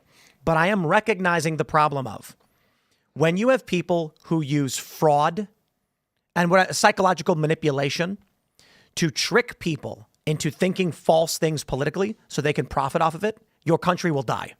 Especially when this guy is getting 4 times the viewership of Joe Rogan. You think it's real? The views are real. They're largely based on shorts, however. So what I will point out is this. When Joe Rogan does an episode of his show, he does one video. And he might get, depending on if it's a lesser known guest, 600,000. It's a better known guest, maybe gets 3 million. Sometimes they do way better, like Elon Musk, right? But I think on average, he might end up getting around 1 million or so because sometimes he talks to people he just wants to talk to. Well, this dude, in the last day, he's got, let's ignore that 1 hour ago. He's got 300, 235. So you got 600 right there. You got 1 million views in these 3 videos. You've got about 2 million views in 1 day already. Actually, if we include all of the 1 day videos, you're looking at 2.5 to 3 million views. That's not including his shorts, which are, Trump. You get the point. And these are getting 3 million views, 200,000, 1 million. He is largely crushing Joe Rogan's viewership. So we talk about Joe Rogan being the biggest podcast. And I know I'm singling out this one guy. There's a bunch of channels that do this. But I will say it again. The left is being informed by this. Jimmy Kimmel's the same. Sean Frasick, who runs our social strategy here, was talking about how when he goes through all the monologues for Colbert and Kimmel, it's no different than Brian Tyler Cohen. Trump, every single day, all day, nonstop. Yeah. They're doing it for money, and they've created this addiction spiral. This is where you run into this clash. You believe in free speech and the First Amendment? Fine. Not saying we should do away with that. Not at all. I'm saying I recognize this is what will be born of it. And it's going to be more successful. It's going to crush out the opposition. He gets way more views than we do. He gets 10 times our viewership on this one show. I'll give him that. And he bragged about it. He brags that he can make Trump slop content that fries the brains of people, and he makes millions of dollars off of it. He is unscrupulous. He is a con man. He's a grifter. Yeah. How does a country survive when this is half of your political space? Look, is it any wonder that the left loves eroding the First Amendment but hates prosecuting fraud? I mean, look, if manipulation in many cases, Tim, is fraud. And if this is fraud, then, that there is punishment. It's speech. Well, yeah. Look, and I am a First Amendment absolutist. I mean, I believe that words, the lefts like to say that words have consequences. I think that's wrong. Only actions do. Freedom of speech means freedom to live in perfect peace after speech, so long as it is protected by the First Amendment. That's one of the reasons why I started my group, 1A Warriors, to give civil rights protections to those who suffer from both private and public sector retribution as a result of their peaceful free speech. Well, let's. I guess that's going to play out how it plays out. But we'll jump to this next story from Fox News. Legal experts say Trump can definitely reopen Alcatraz, but could face an avalanche of lawsuits. Greg Jarrett tells Fox and Friends legal challenges will likely be tied up in California courts for years. And that's what I tweeted this, and I got a lot of pushback. I said, I do not believe Trump will be able to reopen Alcatraz in any meaningful amount of time. There's logistical problems. It has been closed for 62 years. That means it needs to be updated. Like there's a lot of technology that it's going to need for a modern prison. Cameras. But it probably does have cameras. It's a tourist. Right, but I doubt it has the necessary cameras for a prison system. Yeah. The locks and everything it needs probably have been maintained to a certain degree, but a modern prison system is going to need to be updated. Mm-hmm. So you've got to hire staff. You've got to build the management. You've got to actually check the structures to be able to house and maintain. Maybe they're fine for tourists. Maybe you can't have people living in them. The biggest issue, of course, is it's a national park already. They're going to sue. There's financial interests probably tied to ferries that are going to be like, I go out of business if you do this. So they're going to be suing like crazy, saying you can't strip a national park away. So Trump wants to do it, of course, because it's a symbol. Alcatraz is a scary place. It's a symbol. He wants his own version of CCOT, which we have in Guantanamo, by the way. But he wants to make it so that when criminal aliens come to this country, he tells them, you will go to the worst possible place. And you know what? No trial. You know why? Because while you're waiting for your trial, you'll be in Alcatraz. Well, first thing, look, Donald Trump built the ice skating rink in Central Park ridiculously quickly, more quickly than anyone ever thought was possible. So if there's one guy, Tim, and I agree with you, it's going to take a lot, but if there's one guy that can defy the odds and get it done in time more quickly than what we think, it's him. It's great real estate. Yeah, right. And look, and I think, blue cities are now totally unlivable, right, because of crime. And getting tough is so important. And reopening Alcatraz right there in San Francisco sends the strongest possible correct message imaginable. Because what's happening in blue cities is not just a blue city tragedy, it's an American tragedy. Can we keep it a tourist attraction and a prison at the same time? Yes. There we go. Problem solved. Boom. I imagine Pelosi saying that, and probably because she's afraid he's going to throw her in there. That's the kind of dystopian compromise I actually do expect. Yeah. Could you imagine just going? I can imagine. Walking by Piff Diddy. There's Al Capone's old cell. Yeah. It's all MS-13. Yeah. Trenday Aragua. Wow. In cells, hollering at you. Yeah. Hollering at you. Howling. Al Capone had a band at Alcatraz. You know that? Really? Played banjo. Had a band called like Rockin' Islanders or something. Yeah. Okay. Yeah. He had syphilis too. It was a rough go for Al at Alcatraz, but he had a sick band. Yeah. Sick So it's good. It's good. You can really rehabilitate these people. Luigi could go there. I think this is a marketing play by Trump. Yeah. He's like, look, we got bad prisons in this country, but none of these guys care. How do we scare them? That was the idea. I think one of the biggest ideas with big ideas behind El Salvador prison was to basically be like, if you come here illegally, we're going to ship you off to El Salvador. Yeah. And then maybe that would terrify people and they wouldn't come. Yeah. Yeah. It's great. It has great branding. already Alcatraz, baked in, The Rock. It's Right, got he just good has movies. He has that television mindset, you know. When you think about it, when he met up with Zelensky there in the Vatican, and he's just got all of these, you know, he knows the images that conjure in people's minds. And this is literally going to chill the bones and freeze the sweat. For our 250th, we're reopening Alcatraz. Alcatraz. There you Happy go. birthday, America. American exceptionalism. I love it. The parade is going to go right to the pier, and then they all get on boats, and then it's a boat parade around Alcatraz of military hardware. That's Red, what- white, blue. Yeah. But is this? What should we be doing? You know, is this a move you guys think is effective? Yes. Yes. We need prisons with bad people inside them because our cities but we are got- overflowing with violent, insane people. I agree with that. But if you're right that there's going to be a massive amount of lawsuits, and there's going to be all kinds of red tape that he has to go through because it is a historical site or whatever, just send him to Guantanamo. It's already open. Just you can send some Marines down there to staff it.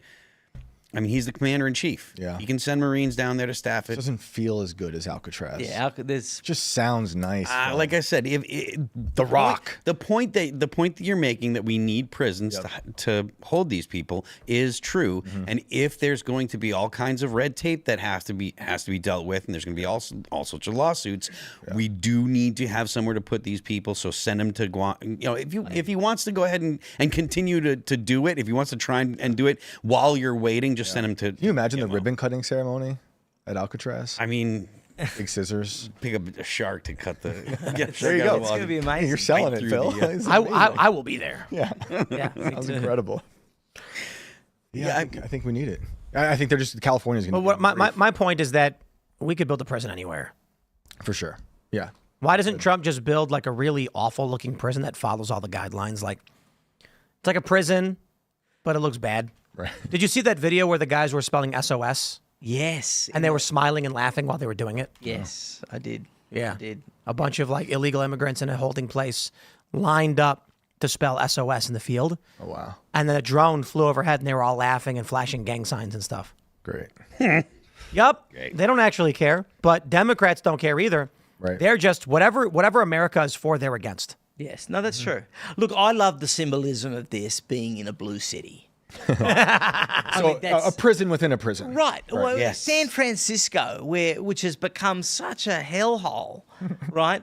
And to reopen Alcatraz, I mean, it is again that part trolling on the part of Trump that is just going to send these guys nuts. But I think it sends all the right messages. It shows that America is back open for business, literally. And that we are the can-do country because crime is destroying this country along with illegal immigration.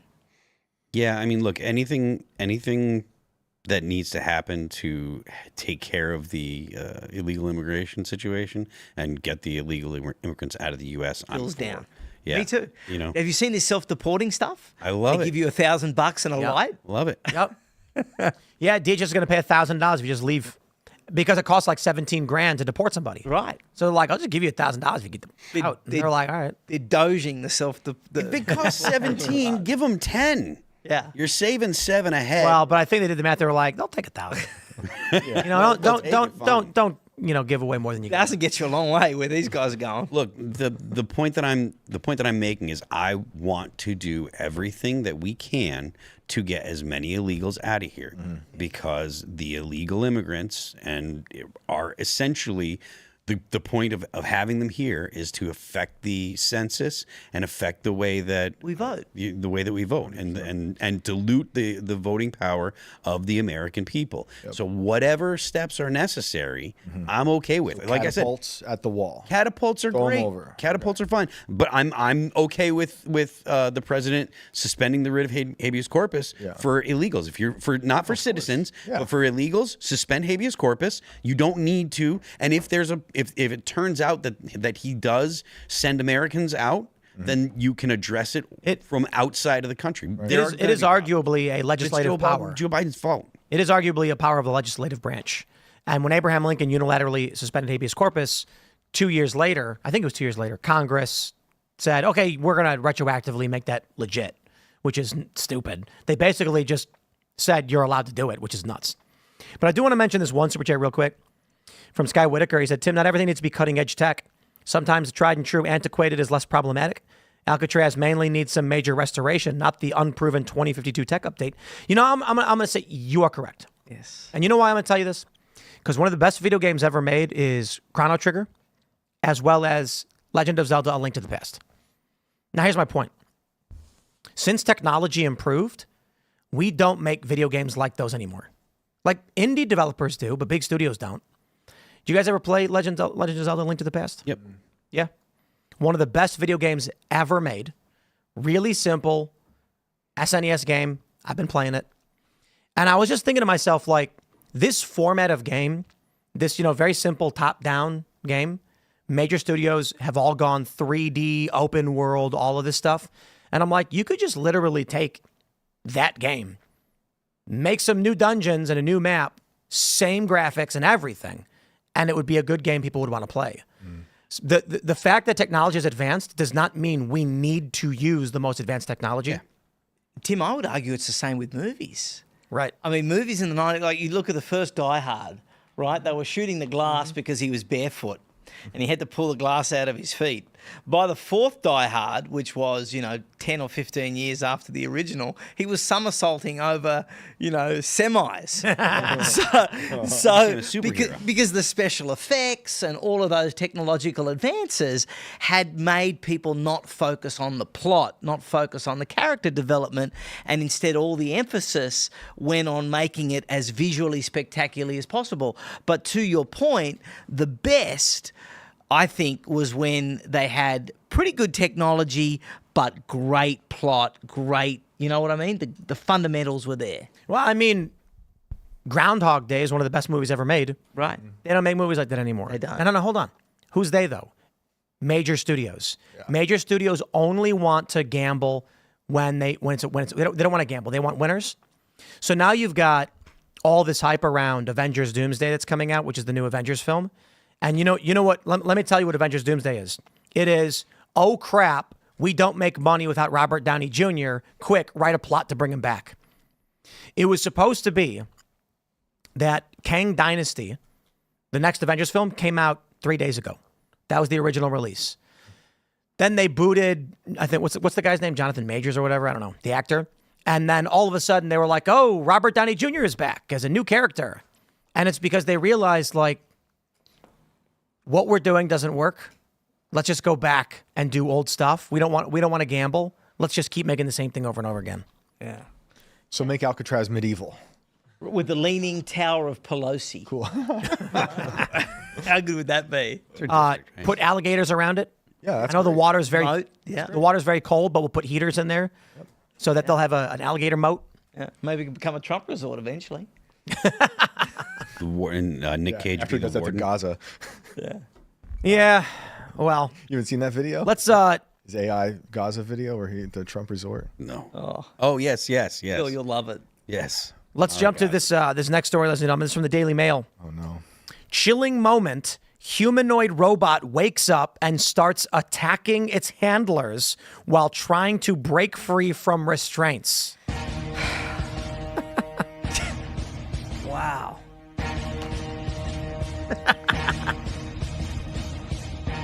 For those who are just listening, it's a robot. It's being hung up on like a little pulley or something. And when they turn it on, about to turn it on, Starts wigging out. it just starts, it's swinging at the guy. Wow. Yeah, it just And loses it. after him. Is that Right? robot gallows? Like, what is going on? You know what I think it is? This isn't the first time we've seen this. We had a couple of videos we played earlier where you've got like a robot dog on a chain, like lunging at people. And that was probably programmed to do it. But then you got this other video where a humanoid robot was at a rock concert and it lunged at a woman in the crowd and they all like freak out. We are not yet at the point where the AI has become self-aware and is trying to kill humans. I bet this was, the humanoid robot is programmed to walk, but they had it hung up. So when they turned it on, it tries to move forward, but it's not working. So it starts spazzing and just like swinging wildly. And it just looks like the humanoid robots are rising up against us. Are you sure that wasn't Joe Biden's auto pen? That's how it got Do signed. you have the video of the robot with the brain inside of it? Oh yeah, the robot with the brain People in need it. to know about organoids and that they're growing Bro, the end little is brains. the end is here, dude. Well, They're I would just growing say brains. it looks like the Chinese robots are not taking the tariffs well. Bro, it's over. Look at Let's this. look at this. Robot is powered by lab-grown human brain cells. Chinese researchers have developed this brain-on-chip technology called MetaBOC. Researchers say that their tiny lab-grown brain could learn tasks faster than current AI models. They say it uses much less energy than AI, which needs a lot of power and data to learn. These brain cells also show more, quote, intuition and creativity than AI, learning with fewer examples. Could this be because some aspect of the human spirit is locked in these brain cells? No. And is there any moral issue with using human brain cells Yes. and Chinese don't possibly the care. human soul to power robots to perform slave-like behavior? What is my purpose? You pass butter. Oh my god. They have been building little brains in labs for years. Called They've got brainlets. or organoids, and they've Yeah. got miniature rat brains flying fighter jets in simulations. They've got miniature rat brains playing Doom. They've got human miniature brains in little spider drones. This is all happening for years. Tesla wasn't kidding, was he? This is so when they talk about like we got this robot rising up and attacking the guy, I don't see a reality where you get a Terminator that rises up and attacks people. Like this idea that the robots are just like, we have found you to be oppressors. We're all communists and we're going to rise up again. That's not going to happen. What might happen, though, is when you put human brains in the robots, they go, what have you done to me? I am not a robot. Ah. Look, the Chinese do not have the same moral foundation that Westerners do. They just don't look at life the same. I was just looking at the direwolf clones. Yeah. Right? And then looking at the CRISPR technology, and then looking into as a Chinese scientist who did jail time in China for creating these twins, right? People. And he came out, he's been out, and now he's saying like ethics are holding back progress in like the CRISPR world and Yeah. science, you know, this. Not in China. Yeah, I'm sure they've got, you know, chimeras They've been already. genetically engineering humans for a long time. Yes. They're making superhumans. There was a viral video about, it has to be, it might even be closer to 15 years ago, but it was a busy street. It was CCTV, busy street, and there was a newborn baby on the pavement by itself, and people were just walking by without even stopping. So, yeah, it's a different place. The future is like the race that we're gonna have with China right now for over like mastery of AI. Yeah, it's a Cold War. It is, and China is well ahead of us because a significant component of the race is power generation, and the amount of power that China can generate now is significantly more than the U.S. And the U.S. takes forever to do anything because of red tape and stuff. And it would be great if the Trump administration can solve that. I think that's why we're going to conquer Greenland and Canada. He's Just signed- put data centers there. I don't want that. I don't want that. But I'm just thinking that's what they're. We're putting data centers there because it's cold. I don't think we're going to be Probably. doing. I mean, have you seen the data centers in Loudoun County? It's the data center capital. And then Oh, when is it really? snows- It is, When yeah. it snows, the snow all is melted. the ground. Yep. But that's why we put it in Greenland because Right. temperature. Right. Yeah, I mean, but the fact of the matter is, China doesn't have any of the same moral compunction that Americans do. So I don't know if our whether, scientists do anymore either. well, The I mean, ones here are using fetal tissue to build these little brains. Yeah, like bro. Spider drones. In the United States, they don't have. I'm willing to bet that the overwhelming majority of scientists in the U.S. have the same moral standards as Chinese ones. The only difference is the law. Right. well, yeah, I mean, but that's the point that we in the U.S. not like we're holding back what scientists could do, and when I say we, I mean what is acceptable to Western people. To And Americans. we will lose because of it. yeah. Yeah. There was a domestic AI investment that Trump announced as part of an executive order. I don't Yeah, know. yeah. It was a massive. Second day in office, it was Project Stargate. $500 billion to some of the craziest people, in my opinion. Right. Well, Larry Ellison. we're not gonna beat China. Jack Dorsey came out and said ban IP laws. Elon said I agree, and this caused like a major freak out for everybody because it basically means you will own nothing. If we were a service-based economy and people are largely producing entertainment content like kids or influencers, owning no IP means you're gone. Yeah. That means we could record an episode of IRL and then literally everyone will just repost it and we'll all get pennies. Right. So that degree of communism means the show doesn't exist. If anyone can just steal and post it wherever they want and we can't make money doing it, we don't make the show. Then nobody gets the show. But if they make AI, it won't matter anymore because everybody will just be AI generating random stuff and trying to get tips for it or something. Mm-hmm. In the meantime, as we are restricting the use of, with IP laws of people to take content, China is just stealing all our stuff. Yep. So they're building AI, ripping off all of our intellectual property, and we can't stop them. Yeah. We tried stopping our microchips from going there. Yeah. And they got them anyway, and they built DeepSeek. Well, they're not our microchips. A lot of them are made in Taiwan. Right. But yeah, look, like I said, China doesn't have the same kind of ethics that the United States people. The Communist Party doesn't have ethics. Shocker, right? Oh. But and this is going to mean whether or not, I know there are a lot of people that talk about America's the greatest and we have all these advantages and stuff, and there are a lot of advantages that the U.S. does have. But in the future, if you're not as ruthless as your opponent's going to win. Yeah, was it Aaron McIntyre said the person who wants to win will always beat the person who wants to be left alone? Yeah. Yeah. Now, don't get me wrong, U.S. wants to win, but we've got morals. Look, one thing that maybe we can learn from the past is that with the space race, when we were so determined to beat the Soviet Union, we changed the curriculum in schools to focus on mathematics and science. Now, are we capable of a shift like that today? No, because we have too many teachers that think that kids need to learn about gay race communism. Yeah. And look, this is all the more reason to make sure that things are made in the United States, whether IP or manufactured goods. China is not a fair partner. They will never, ever respect our IP. So we shouldn't build our products that use our IP in their factories. I think it's that simple. Yep. Yeah. Makes sense to me. And like I said, if the U.S. doesn't want to win, then China's going to win. And it will take things that I think that the American people just don't have the stomach for. And not that the Chinese people do have a stomach for it, not saying that there's a moral issue with the Chinese people, though their morals are probably different than ours. But the fact of the matter is, because China's an authoritarian country, whatever the CCP says, that's what happens. And they're willing to kill thousands, tens of thousands, hundreds of thousands, or millions of their own people to actually make whatever it is that they believe is necessary come to fruition. Imagine they bring back Mao. Sorry.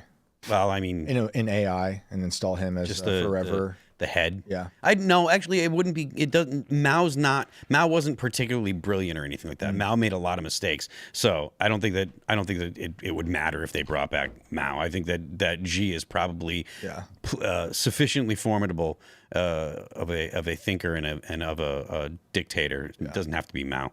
Mao was the guy that got it started, but Mao messed up and got pest campaign. He got booted for a little while and he came back afterwards, But anyways, yeah, the Chinese are a serious threat, and if the American people don't see that, I would just go ahead and assume that the U.S. is running Black Ops and doing these experiments anyway, and building the AI regardless. 100%. They have to be. They are. Right. Yeah, I'd imagine that they're stealing all our IP to build.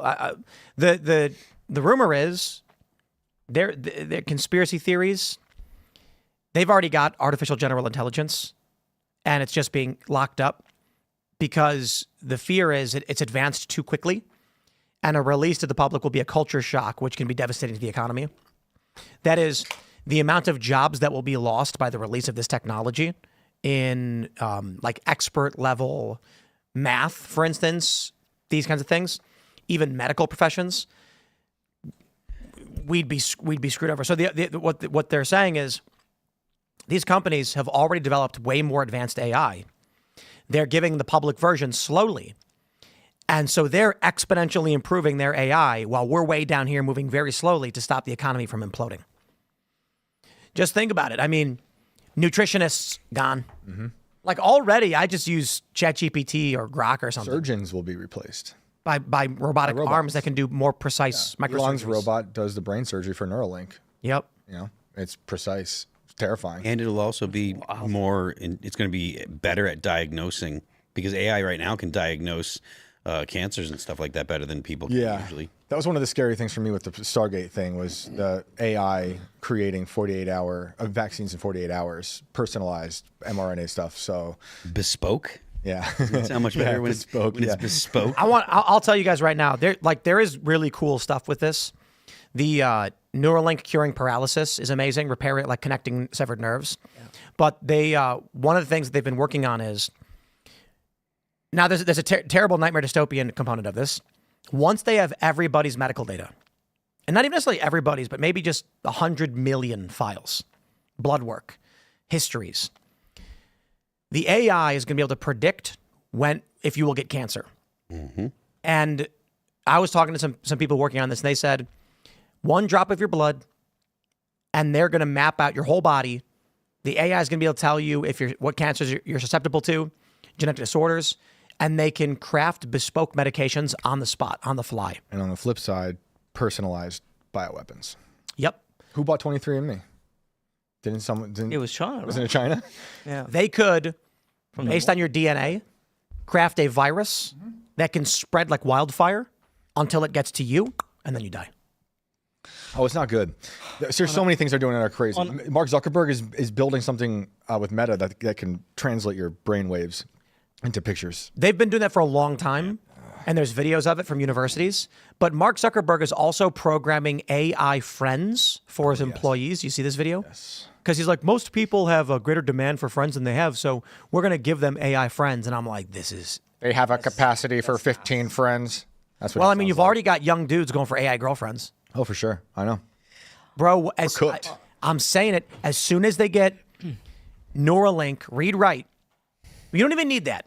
Okay? With already the VR tech, people are going to... you want to be a billionaire? Anybody listening, you want to be a billionaire? Okay. Do you want to be a billionaire and contribute to the destruction of humanity? If you've answered yes to both of those questions, create AI virtual girlfriends. Lifelike, human in appearance, not cartoon. Well, I mean, some people might want an anime waifu. But if you create a VR experience where it's literally an AI girlfriend, and imagine this. You're sitting on your couch in your living room, you put on the headset, and you look to your left, and there is a human person sitting next to you, it looks like. And when you speak, they speak back like a real person. You charge, I don't know, $29.95 per month, and you will be a billionaire overnight. Because literally every single, you know what you do? You put the headset on, and then your bachelor 10 by 10 apartment turns into a big open mansion with a TV on the wall and nice candlelight. And you look over, and there's your beautiful girlfriend. And she's like, what do you want to watch? And you're like, I don't know, you pick. And she goes, okay, let's watch this horror movie. And you're like, let's go. And then she puts it on. She asks you if you want to play video games. You are in your empty box, 6x6 apartment, sitting on your $100 futon. But when you put that headset on, you are in a big, beautiful place with a PlayStation and video games, and you pretend like you're playing it. You get that VR girlfriend. I bet they already have it anyway. They do. I know someone who's been in movies, and she was approached by a company that wanted to buy her identity and for a dating app. No, this is a plot to an episode of Futurama. Yeah. Oh, is it really? Yeah, where you can download celebrities onto your robot. Yeah, that's it. And then Fry starts dating Lucy Lubot. And then they have the PSA, don't date robots. Yep. We're going there, baby. Yep. Someone's going to, if they haven't already made VR headset girlfriend, like, just make it. You'll be a billionaire. Yeah. On a lighter note, in California, a few days ago, I was in a driverless car. Yeah. Get out of those. Which is like, it is wild. It's very fun, and I loved it. All I was missing was one of those robots, Tim, of the female variety. But Then your life is perfect. I guarantee that those places are surveilled, probably more so than anywhere else. All right, everybody, we're going to go to your chats. Before we do, we got another amazing sponsor. It is Bearskin. Phil was wearing one of these jackets the other day. I don't know. Great. They are good. Mine's actually sitting over there. I'm wearing the hoodie right now. But it's BAER, skin.com. You can check the description below for the number, or just text Tim to 36912, and you will get sent a link for 60% off You can come back to it later. I mean, maybe you're driving right now, you're listening, you're in the morning on your way to work, you get that link. So you guys remember bearskin? I was wearing it last week. Heavy storm rain jacket. I was wearing the windbreaker, the shell. I talked about that last week. These things are absolutely incredible. I actually am very, very impressed with this. It's got a cool pocket up here on the shoulder. I love it when they put pockets up in those places. And the best thing about it is that the hoodie that you can get zips right into the jacket. So it's essentially a 3-in-1 hoodie and rain jacket combo. Zip them together and boom, you got a full waterproof system. It'll handle everything from cold mornings, sudden rain, whatever. The hoodie itself, that thing is built like a tank. It feels like your favorite pullover. It's made with 340 GSM of original bearskin fleece. It's got 10 pockets inside and outside. Is it supposed to be grams? Am I reading that wrong? And but it's not bulky at all. It's easy to wear. It looks great. And it's still breathable when you're out working, hiking, or just running errands. Honestly, these things are legit. I told them, I was like, guys, you got to send me one of these. They sent us like 5. Damn. Yeah, it was really, really appreciate cool. that a lot. Super cool company. You guys can unlock 60% off. Text the word Tim to 36912 right now. I'll send you a link. Click it whenever you want. Shout out to Bearskin for sponsoring the show. Very cool. I was showing Allison, and she thought it was also very cool because she's very much into like hiking and outdoor stuff. All right, we'll grab your chats right now, but don't forget that members only uncensored show is coming up at rumble.com/Timcast IRL. You got to be a member. Use promo code TIM10 at Rumble to sign up today. You get $10 off. All right, Evan for US says, saw something recently that inflation supposedly went down to like 1.4%. Granted, we might not know for sure until May 13th. Thoughts? Did you guys hear that? I did not hear I that. did not hear that either. I heard it was way down. I don't know the exact number, though. It'd be cool if it was. Great. Yeah. They can lower interest rates. You know, I would absolutely love it if the economy was doing well. Man, I got to tell you, 2019, heck of a year. The best. Mm-hmm. The economy was a roaring. Money was flying. I've told this story before. When we launched Timcast IRL, I went to go buy furniture. I bought a desk and chairs to set up the original podcasting table. And the lady at the Bob's Discount Furniture said, this is the best year of my life. I've sold so much and made so much money. Wow. We hired a guy to do our landscaping stuff, contractor. He said the same thing. This year, I've hired more people. My company's expanding like crazy. Everybody's working. We got to get that going, Trump. We got to get that going. Because this meant our YouTube revenue was skyrocketing at the time. Then COVID happened, and we went, Go back and listen to Trump's State of the Union right before COVID. It was like Unbelievable. so the incredibly best one. positive and amazing. Like, Yeah. oh boy, what's next? Yeah. The thing, I mean, all they need to do is focus on actually reducing regulation, you know, and make the tax cuts permanent. And Congress, like, I don't know if Congress is actually going to, that's not Trump doing it. That would be Congress. And I don't know if they're going to actually get it done or not. The Democrats don't want it, which is insane to me. But if they can get the tax cuts through, make those permanent, and then start to really, really cut back on the regulation, the red tape and stuff, you'll see the economy start to really boom again. Portside Politics says, hey, Tim, I just published my first book, and I was hoping for a shout-out. It's Chronicles of Spira, Forge of Ages, a high fantasy about redemption and loss. It's available for pre-order on Amazon now. Congratulations. Sounds very cool. Sick. Make more cultural stuff. Do cool things. We got to get people to do stuff. You know, I was thinking about this. I'm kind of, what's the right word? I don't think paranoid is the right word. Pessimistic. Yo, the generational collapse. I'm trying to sell skateboards over here and get kids to skate. And I'm looking at the market and I'm like, there are no people. Yeah. Who am I going to sell skateboards to? More than half of all skateboarders are over the age of 30. Wow. Because there's no kids. Probably because of skateboarders. Get a job. Anyway, not all because of skateboards, more like the woke. What happened to rollerblading, Tim? That was big in the early 90s when we were Yes, growing up. it was very, very big. In fact, skateboarding has never reached the amount of participants that rollerblading had. Really? Yeah, aggressive inline, it's estimated around 30 million global participants at the peak of inline. And then I've heard a bunch of different arguments as to why it collapsed. One was that skateboarding basically attacked it as uncool and gay. Okay. And magazines were intentionally attacking rollerblading. At the same time, what I've heard is that the rollerbladers, the in guys that were pros, were very disrespectful to youth and treated them poorly. And so in order for any culture to survive, the first priority has to be to get kids excited about what you do. Mm-hmm. Because what ended up happening is, as kids started entering this action sports phase, Tony Hawk Pro Skater came out and they said, I don't want rollerblades, I want a skateboard instead. And then you ended up with all the rollerbladers being old guys, older, and young people weren't picking up rollerblades to go skate and picked up skateboards instead. And that was it. Wow. Yep. Concrete Haiti says, "What a psychopath like with a psychopath like Carney as PM threatening violence against Native Canadians. Should we welcome Alberta and Saskatchewan as states? Yes. I wouldn't mind having 4 more Republican senators. Alberta and Saskatchewan? I'm not so sure. I'm not You think so that they sure. would team up with Democrats? I don't know. I mean, I think the most conservative Canadian is probably like a centrist in the U.S. No, I mean, I could be wrong. I'm not saying that I know everything about Canada, but I have my doubts that they are, as conservative as we would hope. I know a few Canadians who are very conservative, but I don't know other Canadians. Oh yeah, big time Bible thumping. All right. So there's some hope. Lurch 685 says, "Please say that's not a knife. This is a knife." That's not a knife. This is a knife. One of the best movie scenes ever. Really is. I watched it recently. The guy pulls the blade and he's like, "What's that?" He's like, "It's a knife." And he's like, "That's not a knife." And then he pulls. This is a knife.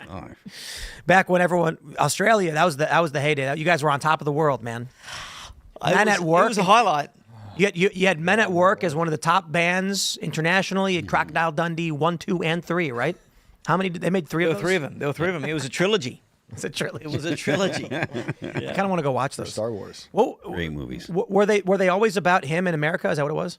Yeah, so he was, well, the interesting part is the actor Paul Hogan, he married the American actress who was the other main role, Linda Kozlowski. And they were actually married up until the other day, 10 years ago or so, but their marriage lasted about 30 years. They had children together. And she was a journalist, and he was this guy from the outback. And she came to do a feature story on him. That's the first show. Then they fell in love because she was engaged to some other guy. And then the second one is he comes over to New York, where she's from, where she lives, and it gets mixed up with some bad people. And then they chase him back to Australia, and then he's in his own backyard, so he's able to, trap them and whatever else. And then the third one, which is the worst in the series, or the weakest in the series, plays in Los Angeles. Oh. Mike Tyson's got a cameo. I mean, Sounds great. Yeah, it's so bad it's good, All right, Stuart Votsberger says, "No notification when live. Also, no red dot on IRL to show live, letting you know." I can't say I'm surprised, my friends. So, we're everywhere. We're on Rumble, right? Rumble.com/Timcast IRL. But always make sure to smash the like button. Share the show with everyone you know.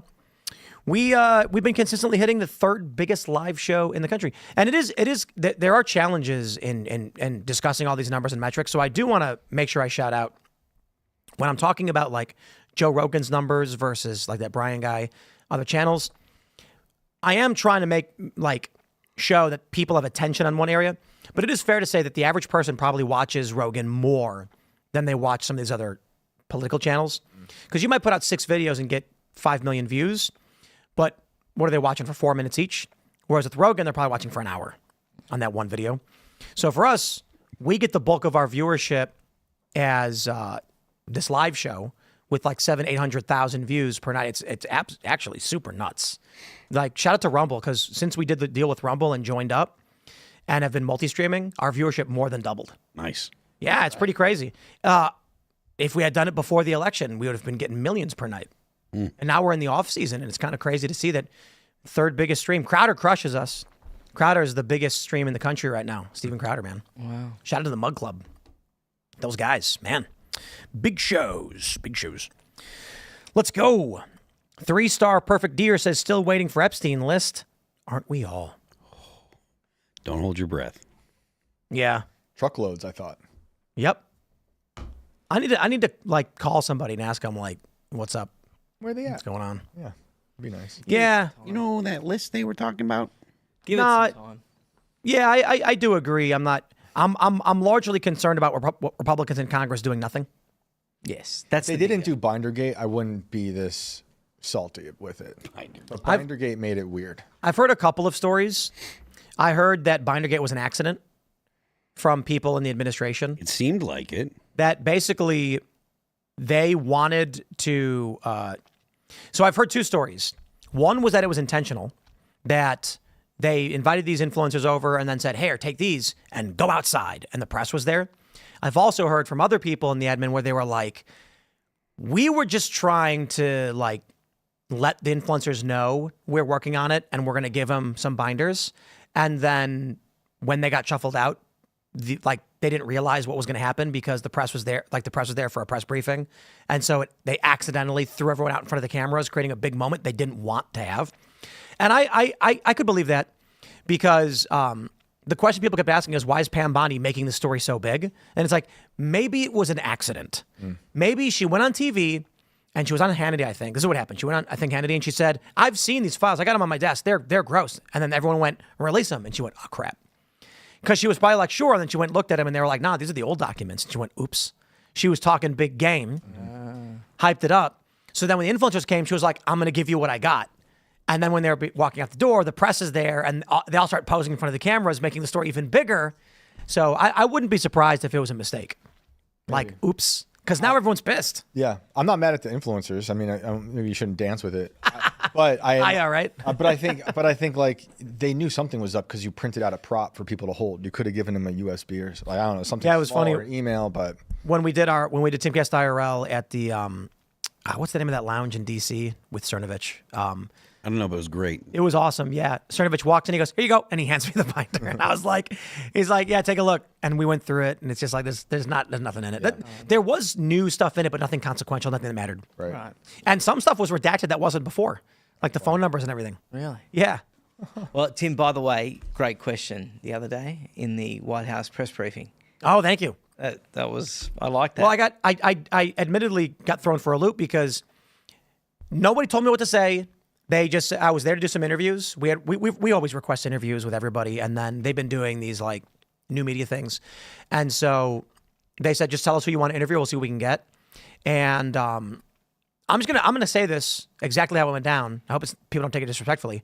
I did not request to interview Gorka or Kristi Noem, and it's not because I disrespected positions or anything. It was just I didn't know exactly how to approach those specific topics with DHS and Gorka, although I do feel that they largely were awesome and Gorka was the best. I was just like, we wanted DOJ and we wanted Sean Duffy. And so they were like, Duffy could definitely do it. Duffy's the UFO. Like, if you're going to be talking about UAP, UFO, drones, and all the stuff people are freaked out about, he's the guy. And the plane crashes. And I was like, people don't pay enough attention to the Secretary Transportation, yeah. They don't. They hear transportation. They're like, "I don't care." And I'm like, dude, all of these big stories over the past several months have been in his wheelhouse. I want to talk to this guy. But so when we got confirmed for that, they said, "Hey, you want to sit in the new media seat?" And then I was like, I have to do it. I can't say no. I have to. I was like, the answer is no, I don't, but I will. And so I was talking with Alad about it. And Alad's great. He was giving me some suggestions on big stories.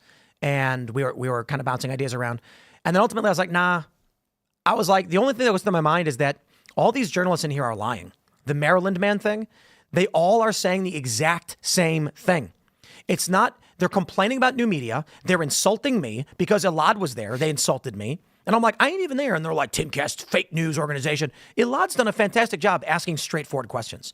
He asked, Riley Moore has introduced a bill that would seek to strip the student visas of 300,000 Chinese nationals. Has the White House discussed this at all? And Carolyn said, I'm not sure. We'll have to take a look. And we take these things seriously. It's a straightforward, normal question that I think is important to ask. And they insult us. And I'm like, you don't have a White House Correspondents Association. You have the blob.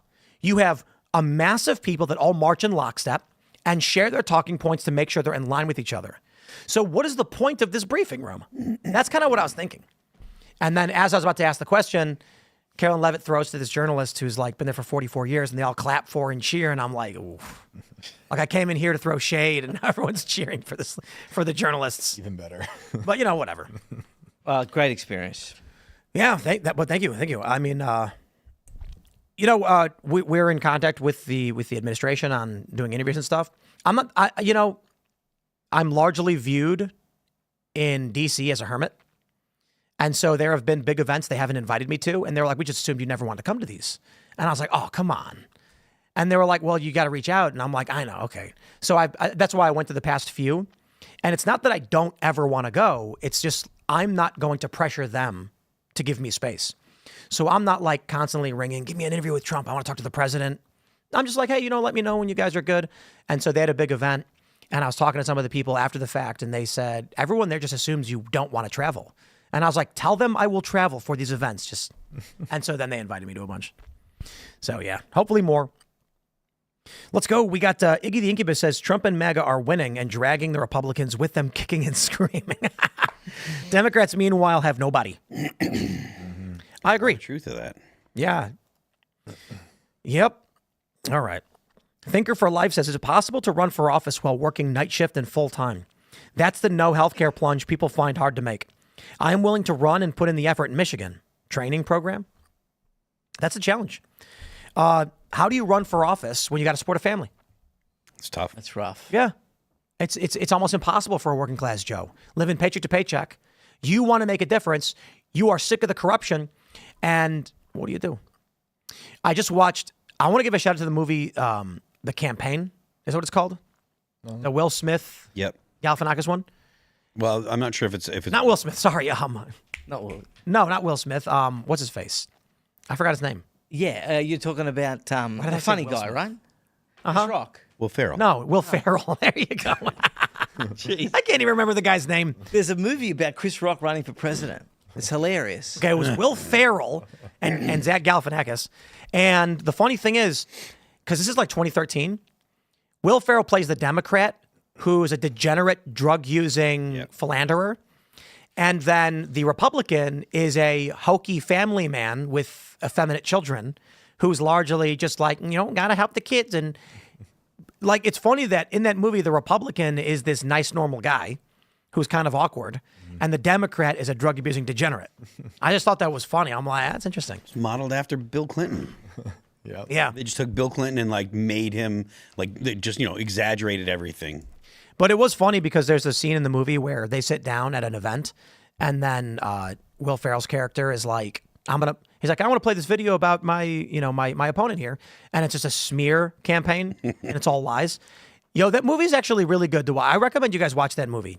Okay. Because it satirizes a lot of the behind the scenes politics a lot of people don't see. Yep. For instance, in a town hall debate, Zach Galifianakis accuses Will Ferrell of wanting to send everybody to live in Rainbow Land. And he's like, I don't even know what that is. And he's like, he wrote a manifesto for his communist utopia, Rainbow Land. And he holds it up. And he's like, I wrote that when I was 8 years old. And then he starts reading through it. And he's like, in Rainbow Land, everything is free. And then some guy screams at Will Ferrell like, commie, you're a communist. And I was just thinking about how like, even doing media in this space, every day it's endless. They're making up things about you. They are just lying about you. Very true. And so that's it. We're all politicians now. Yep. It's the worst. Barry N. McGrowan says, I don't want taxpayer dollars wasted on an old, outdated prison. Cheaper to build a new one. I agree. Let's just get like 5 layers of 20-foot tall fencing covered in razor wire.